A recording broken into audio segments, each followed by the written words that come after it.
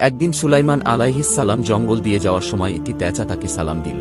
সালামের উত্তর দিয়ে তিনি পেঁচাকে জিজ্ঞাসা করলেন, তুমি সবসময় একা একা গম্ভীর হয়ে থাকো কেন? পেঁচা বলল, মরার পর একাই থাকব, তাই একাকী বসে থাকি।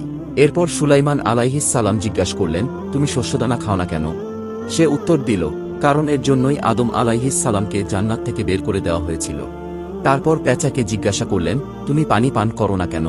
পেঁচা উত্তরে বলল, নূহ আলাইহিস সালামের কওমকে পানিতে ডুবিয়ে মারা হয়েছিল, এজন্য আমি পানি পান করি না। সুলাইমান আলাইহিস সালাম এরপর জিজ্ঞাসা করলেন, তুমি লোকালয়ে না থেকে কেন ঝোপঝাড়ে থাকো? পেঁচা বলল, এখান থেকে আমি বলতে থাকি কোথায় তারা যারা একদিন এখানে ছিল। তারপর পেঁচাকে জিজ্ঞাসা করলেন, তুমি দিনে বের না হয়ে রাতে বের হও কেন? পেঁচা বলল, দিনের বেলা মানুষ জুলুম নির্যাতন করে, তাই রাতে বের হই। সুলাইমান আলাইহিস সালাম বললেন, তুমি যখন ডাকাডাকি করো তখন কি বলো? পেঁচা উত্তরে বলল, আমি তখন বলি, হে মানুষ, আখেরাতের জন্য তৈরি হও।